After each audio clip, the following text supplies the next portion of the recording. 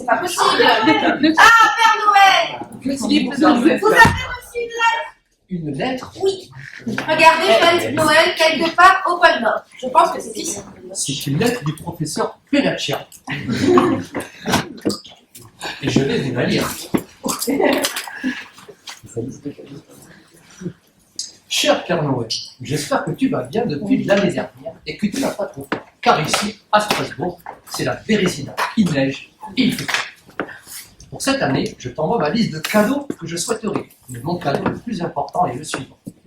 Pour ma nouvelle promotion 2025 DU de pédagogie en sciences de la santé, parcours formateur en simulation, je souhaiterais que tu m'envoies une vidéo qui répond aux critères de bonne pratique en termes de montage afin d'animer un cours autour de ce thème. Mais qu'est-ce que c'est que ça? Sacré professeur Pelaccia. Évidemment, Père Noël, je n'ai pas besoin de t'expliquer quelles sont les règles de bonne pratique, de conception de vidéo à visée pédagogique, car tu sais tout toi, n'est-ce pas? Moi, je sais pas. Je sais pas. Si tu y penses aussi, Père Noël, peux-tu m'aider à rénover le bâtiment de foi pour les étudiants? Voilà, Père Noël, j'espère que tu pourras satisfaire mes vœux, car cette année encore, j'ai été très sage. Parce que tu trouveras un verre de lait et des biscuits au pied de la cheminée. Professeur Pelaccia Thierry, qu'est-ce qu'il est gentil. Il est gentil, mais il nous met dans l'embarras. C'est ça, moi je sais faire des quêtes, mais alors on fait comment des vidéos ça? Et c'est là que vous intervenez. Vous êtes des étudiants en Master 2 de pédagogie et vous avez plein de compétences pour nous aider à confectionner ces vidéos. Avec une petite Intel à Noël, nous avons confectionné 3 capsules vidéo que vous allez visionner. Je laisse la Mère Noël vous donner les consignes. Donc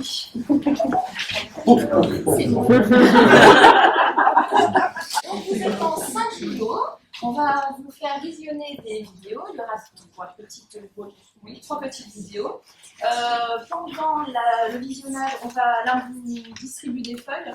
On va vous demander de prendre des notes sur ce que vous aimeriez garder des vidéos et ce que vous aimeriez. Plutôt 3 items à chaque fois pour que ce soit assez concis. Par la suite, il y aura un petit temps de réflexion pour mettre en forme. Et ensuite, on aura 5 minutes en PDF à chaque fois. Est-ce que vous avez des questions, les enfants? Est-ce que tout le monde a sa petite feuille? Oui. Ah, ils sont bien sages. Soyez sages, on aura beaucoup de cadeaux.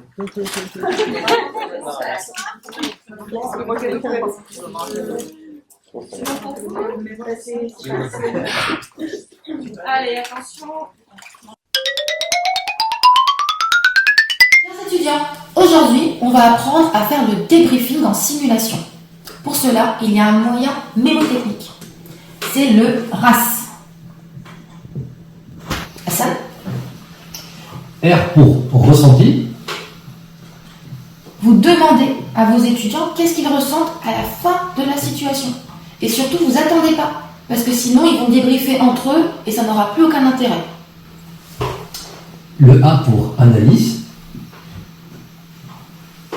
Donc l'analyse, elle peut être soit chronologique, vous prenez toute la situation en fonction de toutes les étapes qui sont passées, ou alors on peut faire une analyse centrée sur vos objectifs pédagogiques d'apprentissage qui peuvent être techniques ou non techniques. Alors je vous conseille de 3 objectifs maximum, sinon ça dure trop longtemps.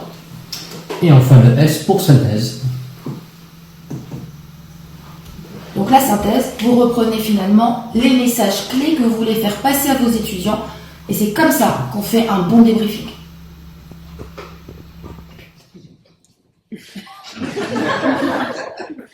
Alors, vous avez 5 minutes pour discuter entre vous les points à améliorer, les points que vous gardez, en sachant que nous, on est des petits lutins. C'est la première fois qu'on fait ça.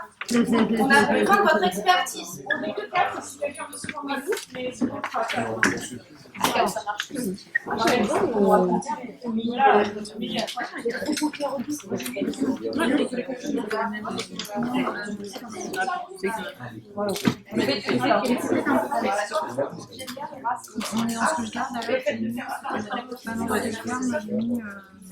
suffit quand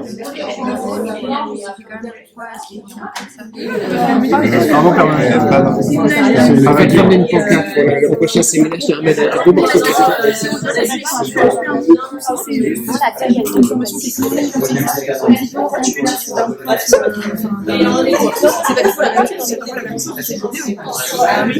Mais là, je ne mettrais pas l'étiquette d'un mot. Par exemple. Mais tout simplement, mais par exemple, si c'est ça, au milieu de plein de vidéos, au milieu de tout, Ce positionnement de l'apprenant, c'est absolument pas guidé. Tu regardes un truc, mais tu sais pas si tu tailles.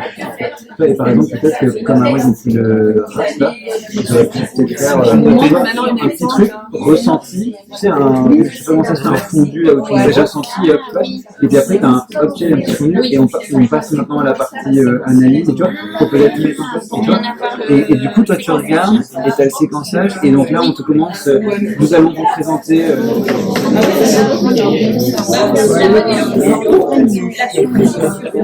ça fait partie des ressources externes. J'ai regardé par mail, j'ai suivi par exemple, alors moi j'ai un massage cardiaque, et tu dis, il peut toujours aller voir une vidéo sur YouTube pour regarder comment faire les massages thoraciques. Et heureusement que la vidéo est Mais ça te dispense pas du cours que tu as eu. Ça fait 5 minutes, hein. Les enfants, un petit peu d'attention, un petit peu dispersés. On va articuler tous ensemble les petits points que vous avez pu analyser parmi l'autre. Nous, ce qu'on garderait, ça serait le cadrage, la prononciation et la dynamique entre les deux personnes. Et dans les axes d'amélioration, ça serait la luminosité, l'explicitation du but de la vidéo et la disposition des acteurs, des protagonistes. C'est Fred, tu sais, il a encore bougé sur ma feuille, il a avec sa chaîne, pareil, avec... C'est pour ça qu'il passe en premier à chaque fois.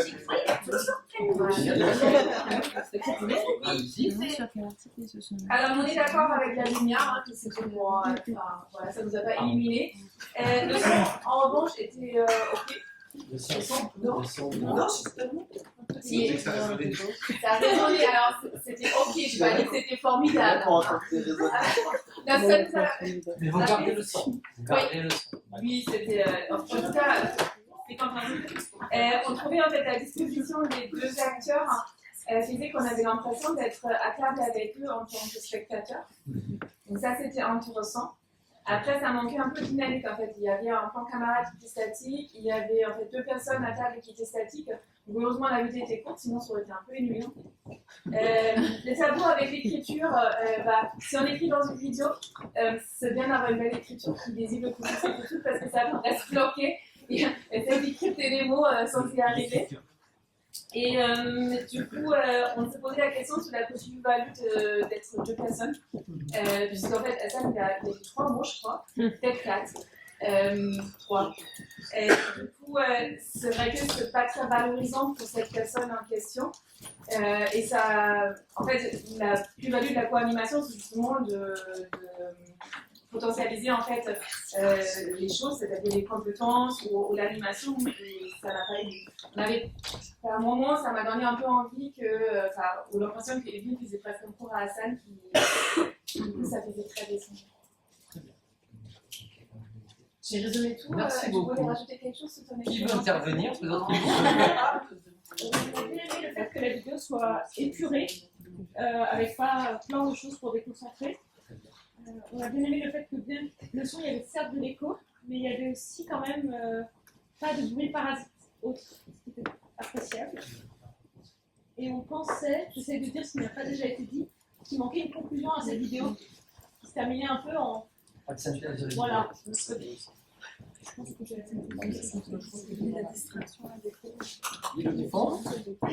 Alors j'essaie de pas faire de redite, mais on aimait bien le côté moyen technique et 3 mots-clés. Comme ça c'était concis, c'était ciblé et du coup c'est quelque chose qu'on a apprécié. Ça permettait de maintenir l'attention. Épuré, court, le regard. Dans ce qu'on aurait envie d'améliorer, il y avait la luminosité, le décor. La disposition des gens, on pouvait imaginer une autre disposition pour ouvrir encore plus et amener cette dimension de débat et pas ce côté un peu descendant, mais peut-être vous deux débattre entre vous sur ça et peut-être donner plus de sens à l'explication de la vidéo en tant que telle. Voilà. Ça vous va? Et puis ce que proposait Caro, c'était une façon aussi. Vas-y, je te laisse donner. C'était trop, enfin c'était juste des justifications, on n'a pas eu de démonstration, c'est-à-dire qu'on aurait pu, en fait on a la théorie du débriefing, mais on l'a pas vu faire. Voilà, on aurait aimé avoir une simulation de débriefing. D'accord. Voilà. Et notre îlot VIP, nous avons les élèves les plus sages. D'accord.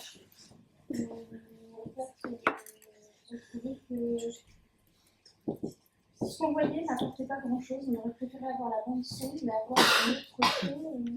Par exemple, on voyait la mise en application de ce que de chacun des petits points des équipes. Et du coup, il y avait aussi un approfondissement de chacun des points. Avec la Ok, bah Père Noël, heureusement qu'on en a fait une autre quand même. On a encore du J'espère que travail ce sera pour un faire. peu mieux. On espère. On a encore beaucoup de travail pour faire une bonne vidéo. On va rater la deuxième. Alors Evelyne, comment tu te sens? Vraiment pas bien. D'accord, ok. C'est-à-dire, qu'est-ce que tu ressens? Bah, j'ai perdu mes moyens. Ok. Pendant la séquence, tu as perdu tes moyens? Je me sens nulle. D'accord. J'ai rien géré. Tu n'as rien géré. Est-ce que tu peux me rappeler un petit peu la situation? Qu'est-ce qui s'est passé? Eh ben, c'était une femme de 50 ans qui avait une douleur dans la poitrine. Donc, on l'a installée au déchocage, l'aide-soignante a posé le scope, pris la tension, et donc elle a mal à la poitrine, et très vite on a vu que sur le tracé il y avait un SCA-ST+. Et ensuite la patiente, elle a fait un arrêt cardiaque, sauf que moi j'étais sur le scope, et je pensais plus à appeler le cardiologue. Qui est-ce qui était avec toi à ce moment-là? Alors il y avait l'infirmier. D'accord. Et je crois que c'est l'aide-soignante qui a dit elle ne répond plus. D'accord. Et donc à ce moment-là, toi, qu'est-ce que tu as fait? Eh ben, je sais plus ce que j'ai dit. Ah, j'ai dit il faut appeler le cardiologue. D'accord. Ouais. Et là, justement, tu as dit il faut appeler le cardiologue, mais la dame était en arrêt cardio-respiratoire. Ben oui, je sais, c'est pour ça que je me sens nulle, parce que, en fait, j'ai pensé qu'il fallait absolument qu'on appelle le cardiologue pour qu'elle aille en choro, et moi, dans ma tête, c'était ça le plus important. Et pas... non, mais j'ai pas du tout pensé à l'arrêt cardio... Alors, je vais te rappeler un petit peu la situation. À ce moment-là, l'infirmier, en effet, démarre le massage cardiaque et demande à l'aide-soignante de rapprocher du matériel pour la réanimation cardio-pulmonaire. Et à ce moment-là, toi, tu es en effet tunnelisé dans ta mission d'appeler le cardiologue pour gérer ce problème d'ST+. Et l'infirmier te demande, est-ce que je fais de l'adrénaline? Est-ce que tu te souviens que l'infirmier t'a demandé, est-ce que je fais de l'adrénaline? Non. D'accord. Non, Ok. pas du tout. Ok. Après, par contre, je me souviens, l'aide-soignant, il m'a dit Evelyne, il t'a demandé si on fait de l'adrénaline. Et à ce moment-là, je me souviens, j'avais dit qu'il fallait qu'on mette les patchs d'abord. D'accord. Ça, je me souviens. Ok. Il fallait mettre les patchs parce que je voulais vérifier que le rythme était choquable ou pas. D'accord. Donc là, en effet, l'aide-soignant a bien mis les patchs et l'infirmier a continué à masser. Ok. Alors, si tu avais à refaire cette situation, qu'est-ce que tu modifierais dans ton approche au moment où tu constates ce segment, ce ST+? Qu'est-ce que tu modifierais? Je pense que j'aurais dû anticiper la situation. En fait, un patient qui vient avec un SAST+, il y a des risques en fait que ça s'aggrave. Donc, j'aurais dû plus répartir les rôles. Que l'aide-soignant, une fois qu'il a scopé, peut-être lui dire fais le CG comme si on avait un premier tracé, rapproche le chariot D'accord. Voilà. D'accord. Et puis surtout être vigilant face aux patients. D'accord. Alors, tu abordes un aspect très intéressant de la gestion de crise, ou des chocages ou dans d'autres services d'ailleurs, on peut l'appliquer dans d'autres services. Tu parles de distribuer des rôles. À quoi tu penses quand tu me parles de distribuer des rôles, en tout cas, anticiper, prévenir et distribuer des rôles? À quoi tu penses? Bah, Il y a une notion qu'on peut aborder assez facilement. Je ne sais pas si tu as déjà entendu parler des facteurs humains, c'est quelque chose que tu dois connaître par ton métier. Quelle notion dans les facteurs humains on peut associer à cette notion de distribuer des rôles, donner des missions, ou en tout cas le leadership. D'accord, super. Donc si je fais une synthèse de notre discussion, dans une autre situation, comment tu te comporterais face à la même situation dans un autre moment? Eh ben, je prendrais du recul face à la situation, je serais moins focalisée sur le scope, j'anticiperais ce qui risque d'arriver, je répartirais mieux les rôles. D'accord, donc tu endosserais le rôle de leadership. Exactement. Donc pour conclure, on s'est bien compris que le rôle de leadership dans la situation de crise ou déchocage ou ailleurs a toute son importance. Tout à fait. D'accord, merci. Bon, On a 7 minutes pour faire le même exercice, à savoir 3 choses que vous gardez et 3 choses que vous modifieriez sur cette capsule vidéo.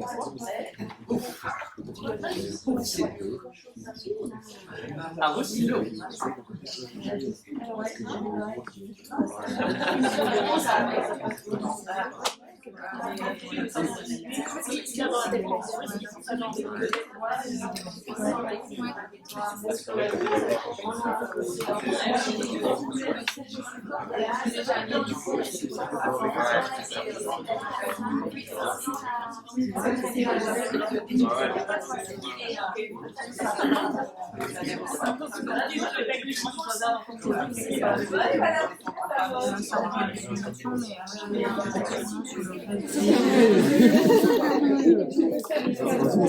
On est d'accord pour aussi la longueur de la vidéo qui fait un peu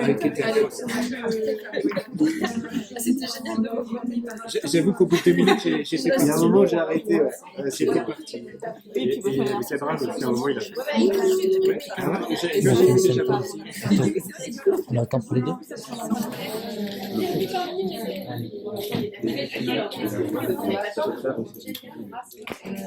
En fait, j'ai mis ce que j'améliore, c'est la scénarisation. J'ai mis scénarisation.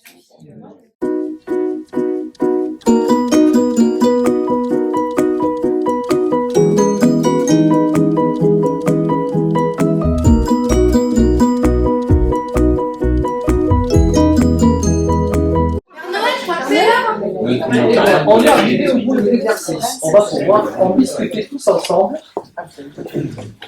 Qui veut commencer à discuter des 3 points positifs et des 3 points... peut-être là-bas parce qu'ils ont commencé la dernière fois. Merci, hein. Ça n'a pas passé, on a besoin d'être un peu recadré. Oui, c'est bien, je pense pas. C'est vrai que tu avais commencé.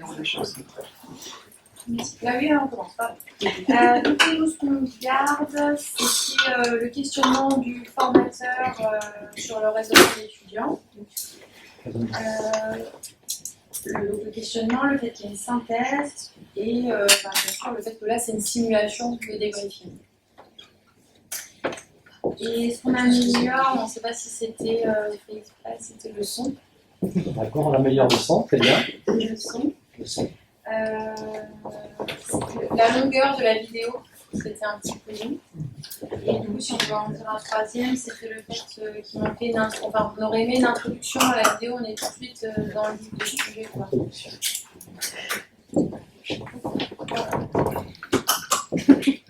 Merci. Khalil, vous continuez? Continuer. Alors nous, ce qu'on gardait, c'était aussi le fait qu'il y ait un peu ce débriefing, malgré le fait qu'on avait l'impression que c'était très descendant. On aurait trouvé plus judicieux que le superviseur amène à des explications pour comprendre ce qui s'est passé en situation de simulation. Les choses qu'on améliorerait, donc autre le son qui a été dit, cette question d'introduction et aussi de contextualisation, comprendre qu'est-ce qui s'est passé, est-ce que c'est une simulation in situ, est-ce que c'était auprès d'un vrai patient, quels étaient les enjeux, les objectifs. Et ça, c'était pas clarifié, puis c'est vrai qu'on a de la peine à se mettre en situation Et en plus de ça, on n'entendait pas très bien, donc, et c'était long. Ok. Merci. En vrai, tout a été à peu près dit.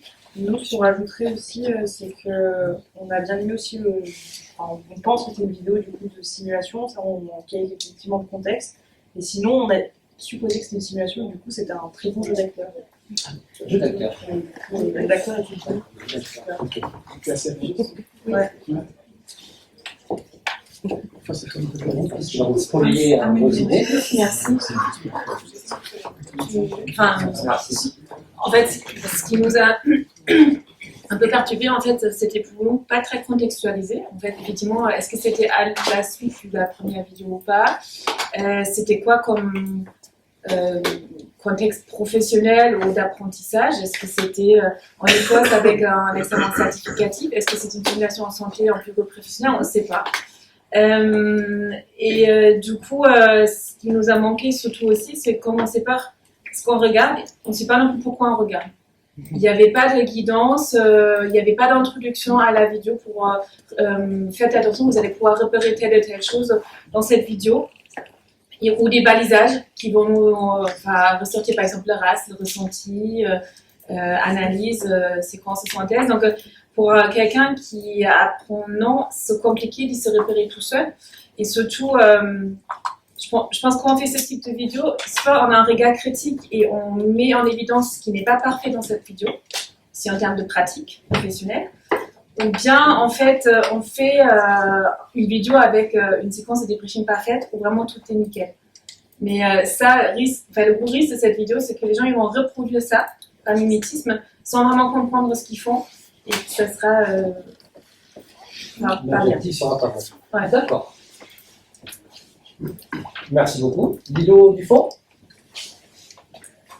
En fait, globalement, tout a déjà été bien dit et on est tout à fait d'accord avec tout ça. On voulait faire aussi un point sur l'éclairage aussi qui nous semblait bon aussi de mon côté. Et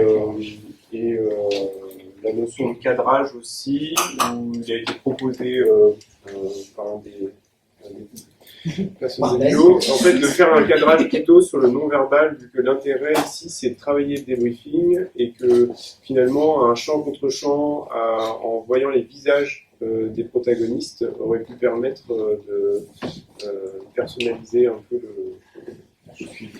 Il y a un moment aussi, le cadrage, c'est un peu perdu à décider de fuir sur la droite avant de se remettre, ça a pu générer du bruit visuel. Voulu, pas voulu, c'était noté. Voilà, c'est parfait tout ça. On a une dernière capture à vous proposer et les consignes seront les mêmes. Le débriefing en supervision. 4 phases clés. L'accueil de l'étudiant. La première phase est celle de l'introduction. L'étudiant et son superviseur s'installent dans une pièce calme, propice à la discussion. La deuxième phase, le superviseur amorce la conversation par des questions ouvertes amenant l'étudiant vers une auto-évaluation de la situation. Après l'auto-évaluation, la troisième phase est celle où le superviseur apporte son feedback sur la situation. Les phases 2 et 3 sont des phases conversationnelles. Et enfin, la conclusion. Ensemble, l'étudiant et le superviseur déterminent les moyens et objectifs d'amélioration en se basant sur les compétences attendues à ce stade de la formation.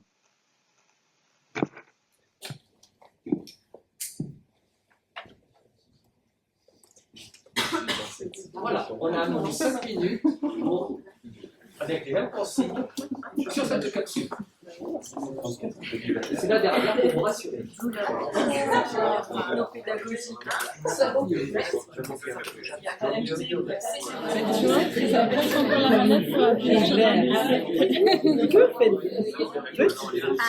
J'avais vraiment ça, quoi. Ce truc très monotone. Si vous partagez tout ça. C'est ça, tout à fait. Après, c'est intéressant parce que tu as à la fois le côté visuel et le côté sonore. Ah oui, je suis entièrement mélange de canaux, ouais, ça c'est important. Ça, je suis entièrement d'accord. Mais c'est pour la question que je pose, quelle a été la plus-value d'être conseiller à scène en fait avec Père Noël,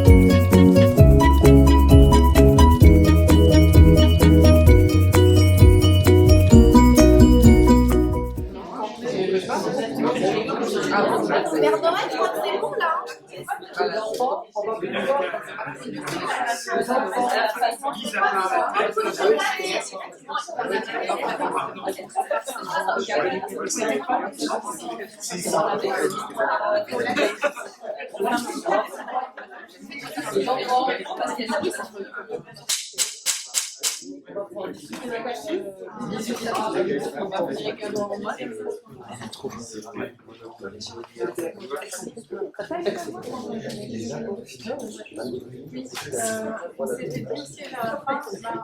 Les enfants, un peu de message. La vidéo numéro 2, enfin la vidéo numéro 3, aurait pu fusionner pour séquencer en fait les différentes étapes à l'aide justement de cette... Utiliser le produit de l'un pour l'autre. Oui. Améliorer un petit peu le concept. Très bien. Tiens. Lino qui rigole. Bon, ça va, c'est ça. Non, qu'est-ce qu'on a. Alors, sur la voie, on s'est dit pareil, c'était assez monocorde. Ça faisait côté code de la route, effectivement, on était un peu là-dessus. On attendait pour appuyer sur un bouton, il n'y avait rien. Mais c'est une bonne idée pour des séquences de simulation. Pourquoi pas? Mais c'est vrai que voilà le côté monocorde, et on se disait finalement, peut-être que si tu serais apparu, si on t'avait vu sur l'écran, peut-être que du coup, tu n'aurais pas eu ce côté monocorde. Parce que finalement, tu sais qu'on te regarde, donc tu aurais eu peut-être quelque chose de plus naturel et que ça aurait été du coup moins personnel et moins froid. Il y a le côté très froid parce que finalement tu lis. Par contre, en positif, sur le visuel, c'était très bien parce que c'est clair. En fait, on allait droit au but. Du coup, on se concentrait sur ta voix et c'est peut-être pour ça qu'on a remarqué que c'était très monocorde. Finalement, s'il y avait plus de choses écrites, ta voix, on l'aurait pas entendue et alors ça aurait été un bruit de fond. Mais finalement, comme là, le fond a été intéressant, où on se disait qu'il n'y avait pas grand-chose d'écrit et qu'on aurait voulu se concentrer sur ta voix, bah là, pour le coup... D'accord. Il y a un conflit entre les deux. Ouais. Soit tu nous donnes tout, soit tu donnes rien. Mais... Il aurait fallu tout donner vers Noël. Merci beaucoup.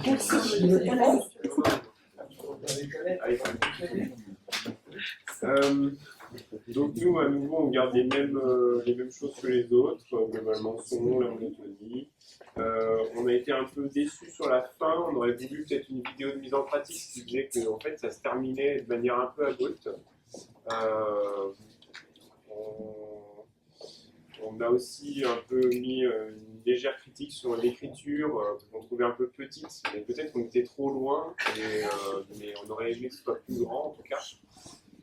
On aimait bien la structure d'ajout au fur et à mesure qui était sympathique pour le côté cognitif et validé par notre expert Caporama.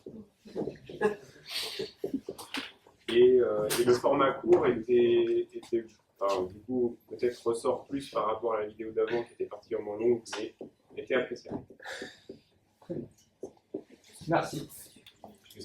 Oui, c'est bon. Oui, ce qu'on peut rajouter, c'est que oui, il y avait peu de contexte, mais il y avait quand même un contexte qui était évoqué. Le fait qu'il y ait une double communication visuelle et orale, c'était chouette et qu'il soit progressif jusqu'à voir. La vidéo reste dans un format court.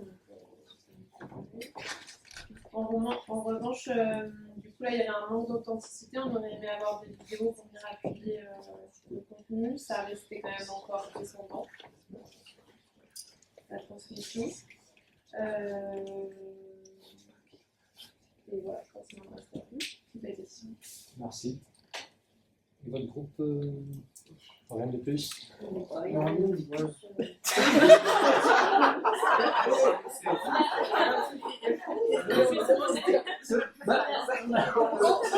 se garder un petit peu les points positifs des 3 vidéos, d'essayer de les mixer et vous pourriez faire quelque chose de Justement, permettons ça. Donc, du coup, une vidéo pédagogique, si on fait le résumé, il y a 2 mots dans vidéo pédagogique, n'est-ce pas?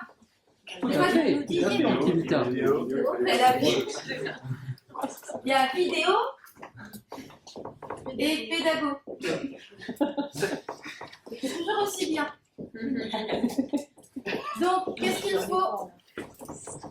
faut? À quoi faut faire attention pour le côté pédago? Mais du coup, un but, un objectif, Un alignement. un alignement, Un scénario. et faire une synthèse. Voir c'est quoi l'intérêt finalement d'apporter ce format-là pour enseigner quelque chose. Donc ça, vous savez bien faire puisque vous êtes en master. Après, ce qui est plus compliqué, c'est le côté vidéo. Parce qu'une vidéo qu'on fait avec un smartphone et qu'on met directement sous format PowerPoint, il y aura quoi comme problème? Le cadrage, le son, le son, la luminosité, vous avez mis même beaucoup de luminosité. Et qu'est-ce qu'il faut utiliser du coup? Des outils. Et dans les outils, est-ce que vous en connaissez certains? Un micro, oui. Et après, de la lumière. Et après, pour assembler tout ça, un logiciel de montage, exactement. Un logiciel de montage, vous pouvez moduler le son, qu'il soit plus bas, plus fort, en fonction de ce que vous voulez faire passer. Et justement, Sahar, notre lutin, a fait un peu de recherche là-dessus et va vous présenter.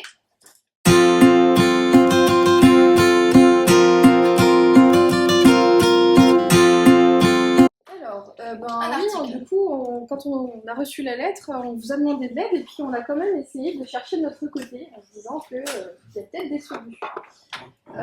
En fait, notre pause pédagogique s'est appuyée à l'origine sur cet article et on a pu compléter notre bibliographie. Donc, c'est un article qui est paru dans la revue Chest et qui donne des pistes pour faire des vidéos à visée pédagogique de façon efficiente et dynamique. Alors, une vidéo, on a dit pédagogique. Donc déjà, la vidéo pédagogique, c'est en pleine expansion. C'est un moyen pédagogique innovant. On est bien d'accord qu'il faut avoir des moyens techniques et ces moyens techniques sont en plein essor. Avec un smartphone, on est capable de faire des vidéos, je dirais plus ou moins, mais quand même transmissibles. Et il y a de plus en plus de moyens techniques à disposition. Par exemple, certaines facultés ont des studios d'enregistrement pour créer des contenus pédagogiques vidéo avec des ingénieurs. Donc, comme je disais, moyens techniques qui sont de plus en plus importants. Et bien entendu, il y a 5 ans, il y a eu le Covid et on a vu une explosion des contenus vidéo, notamment en ligne, pour permettre la formation à distance des étudiants pour qu'il y ait une continuité et de l'autre côté, du côté des soignants, pour permettre des formations pour parer au plus pressé à l'époque. Intérêt de la vidéo. Donc, outil efficace? Oui, non, peut-être. A priori, efficace quand même dans certaines situations, notamment pour les processus qui sont difficiles à visualiser, lorsqu'il y a besoin d'avoir une vision dans l'espace, visualiser les choses plutôt que d'avoir un écrit par exemple. Ça peut être intéressant d'avoir une vidéo et il y aurait des données qui disent que ça peut être un bon outil. Pour tout ce qui est procédural, voir un geste, le revoir de façon à pouvoir l'assimiler, là pareil, l'article nous dit que la vidéo pourrait être un outil intéressant. Ça permet de la flexibilité pour la bonne et simple raison que si on a besoin de regarder un contenu à 3 h du matin pour revoir une procédure ou quelque chose, ou si on a besoin de voir le contenu des dizaines de fois pour réussir à appréhender la situation, la vidéo c'est utile parce qu'on peut faire pause, play, revenir en arrière, etc., etc. Oui, Par contre, l'outil n'est pas flexible. on y viendra. Mais effectivement, une fois qu'elle est faite, elle est faite. D'où l'intérêt du travail qu'on vient de faire ensemble, de comment faire une bonne vidéo, parce qu'une fois que nous, on a fait nos vidéos, malgré tous vos bons conseils, on va avoir du mal à les modifier, il va falloir qu'on recommence nos captations. Donc, dans l'article qu'on vous propose, il y a une séquence de conception qui est proposée. C'est une séquence qui est telle quelle dans l'article, sur laquelle on peut rediscuter. Mais en gros, eux, ils vous proposent de choisir déjà votre sujet. Première étape, c'est comme quand on fait un cours, c'est bien de savoir de quel cours on va parler. De choisir, d'identifier vos objectifs d'apprentissage. De choisir votre logiciel d'édition. Alors, c'est vraiment la séquence dans l'ordre dans lequel ils la proposent. De choisir votre logiciel d'édition. De planifier la vidéo, c'est-à-dire de faire votre scénario. De scripter, à telle minute il se passe telle chose, je dis telle chose, j'utilise tel moyen, il y a telle personne qui arrive, etc. etc. Ou à tel moment je fais apparaître telle chose sur l'écran, etc. Et c'est le moment aussi, au moment où vous faites votre script, votre scénario, où vous pouvez réfléchir à introduire de l'interactivité. Est-ce que vous avez des idées de comment je fais pour introduire de l'interactivité dans ces vidéos? Des quiz. Des quiz, oui. Le format H5P, si vous connaissez. Tu peux développer, Ben? C'est un format de vidéo pour inclure des actions dans la vidéo. Donc elle s'arrête et il faut par exemple répondre à une question. Et si on a bien répondu, ça peut sauter à un autre point de la vidéo, on retourne. Enfin, c'est assez marrant à faire. D'accord. C'est chiant au début, mais après c'est bon. Très bien. Ça fait partie de l'outil. C'est un outil effectivement qui est disponible dans pas mal de facultés, dans les Moodle, les intranets, etc. Vous avez accès à ce dispositif, il y a un temps à prendre dans la main, puis après, une fois qu'on maîtrise, ça permet de faire des contenus interactifs intéressants. Il y a aussi d'autres possibilités qui sont proposées dans l'article et dans la vidéo qu'on avait trouvée, comme insérer un lien HTML dans la vidéo, un site à visiter, ou mettre des QR codes à flasher pour faire telle ou telle action. Il y a plusieurs moyens en tout cas d'introduire de l'interactivité dans ce contenu qui est figé. Une fois qu'on a fait tout cela, on passe en production. Donc on fait là où les captations. Et, on fait le montage avec le logiciel vidéo. Ce qui sous-tend de maîtriser un logiciel vidéo. Sinon, ça veut dire qu'on fait une séquence brute avec le smartphone et qu'on la met en ligne et puis on ne va pas plus loin que ça. Et bien entendu, on vérifie la vidéo une fois qu'elle est finie avant de la soumettre à nos apprenants. Ça permet de vérifier qu'on a préparé un contenu qui était qualitatif. Et si on se rend compte, je sais pas moi, que le son il n'est pas bon sur la vidéo, soit on retravaille avec le logiciel de production, soit on repasse en production. Mais toujours avoir cette phase de vérification. Des critiques néanmoins face à cette séquence qui est proposée. Tout d'abord, c'est bien de faire une vidéo à visée pédagogique, encore faut-il qu'elle puisse s'intégrer dans une séquence pédagogique. Je vois les lutins qui me disent oui, Père Noël aussi. Oui, tout à fait. Dans une séquence pédagogique, on ne fait pas une vidéo pour faire une vidéo, il faut qu'elle serve un contenu un peu plus global. Est-ce qu'il s'agit du meilleur outil? Est-ce que faire une vidéo, c'est le meilleur média pour transmettre ce que j'ai à transmettre? Ou est-ce qu'une infographie serait mieux? Est-ce qu'il faut faire une vidéo? Parce que, comme tout à l'heure, on avait dit avec le PowerPoint commenté, était-il nécessaire réellement de faire une vidéo pour faire ça? La question est ouverte. Est-ce qu'on maîtrise les moyens de production? C'est bien de vouloir faire une vidéo, mais si on ne maîtrise pas là, on a eu de la chance. Et puis maîtriser le contenu, mais c'est vrai que si on ne maîtrise pas les contenus informatiques, si on a du mal avec les logiciels, c'est peut-être ambitieux de se lancer, quoique, comme on a dit tout à l'heure, on a les studios de captation, par exemple, dans certaines facultés qui sont disponibles, qui permettent, nous on a l'idée, et puis après il y a des gens qui maîtrisent les outils, qui viennent nous aider à concrétiser les idées. Contextualisation, c'est beaucoup revenu dans vos commentaires. Effectivement, il va falloir réfléchir à la contextualisation au-delà de la scénarisation de votre vidéo. Caractère actif. C'est vrai qu'on n'était pas très pédagogie active dans nos vidéos. Donc bien réfléchir lorsque vous préparez votre vidéo à comment est-ce que je peux faire de cette séquence vidéo un outil pour rentrer en activité. pour mes étudiants, plutôt que de les laisser en visionnage passif. Ensuite, il y a la réflexion de tout ce qui est sur la qualité visuelle, auditive. Il y a un moment, vous avez parlé du double canal. Il faut que le son et le vidéo, l'image et le son se complètent et ne viennent pas se parasiter l'un l'autre. Par exemple, si vous avez une vidéo où le son il est naze, même si l'image elle est parfaite, vous allez être focalisé sur le son qui vient parasiter.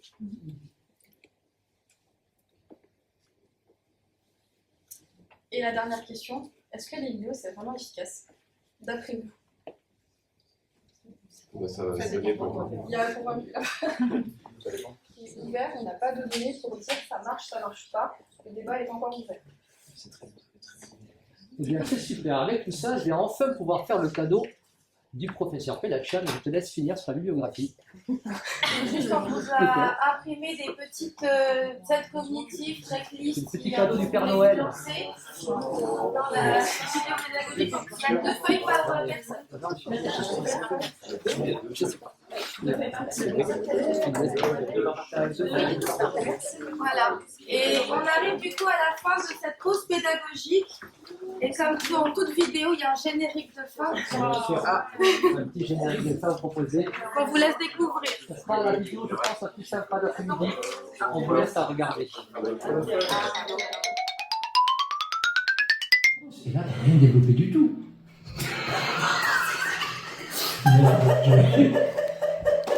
Ah, j'aurais pas dû dire ça. J'aurais pas dû dire ça.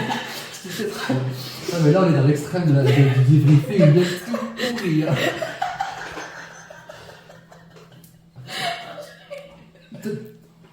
Écoute, c'est filmé. Moi aussi, je suis. Non, c'est ça. Ok. Tu trouves que la séquence était dure? D'accord. C'est dur. Ok. J'entends bien. Ah, merde. J'aurais pas dû dire c'est dur là. T'aurais dû t'arrêter à ça, c'était bon quoi. Ah, le truc de con. C'est délicieux. Allez. Quand je te dis que t'étais nul là, je te dis que tu pouvais te revoir, c'est bon, t'as compris. Là, t'es en train de pleurer là. Tu fais ce que tu veux. En synthèse, moi ce que je peux te dire, c'est que tu dois tout revoir sur la prise en charge du ST+, du patient déchocage, parce que là, c'était un petit peu n'importe quoi. Donc, il faut que tu revoies tout. Et en plus, maintenant, le mannequin est mort.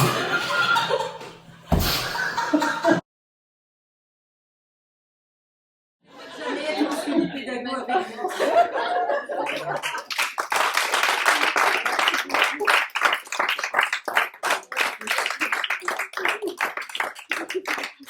Merci beaucoup. Merci.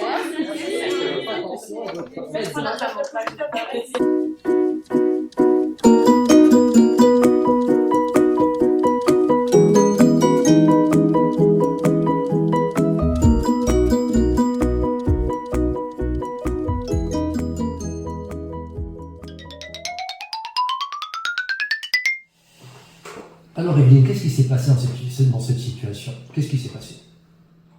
Attends, mais elle a fait un arrêt cardiaque. Mais pourquoi tu as réagi comme ça? J'ai jamais appris l'arrêt cardiaque, moi. T'as jamais écouté l'infirmier qui t'a dit qu'elle était en arrêt cardiaque, qu'il fallait la masser. Qu'est-ce qui s'est passé dans ta tête à ce moment-là? Je sais pas du tout. Non, mais tu peux pas ne pas savoir. T'es interne, t'as déjà pris en charge des patients, c'est pas possible que tu réagisses comme ça. Qu'est-ce qui s'est passé dans ta tête? Je sais pas, pourtant j'avais appris mes cours. Je savais qu'il fallait poser les patchs, choquer, appeler à l'aide. Là, tu te rends compte, c'est l'infirmier qui a tout géré, sans toi. Ouais. Il a donné des ordres à l'aide-soignante, et toi, tu étais sidéré par la situation. Tu n'as jamais réagi face à cet arrêt cardiaque de ce pauvre dame. Mais après, vous m'avez pas dit qu'on allait faire un arrêt cardiaque. Mais justement, on est en formation, on va te prévenir du contenu qu'on va te dispenser. Le but, c'est que tu développes des compétences, et là, tu n'as rien développé. Maintenant, le mannequin est mort.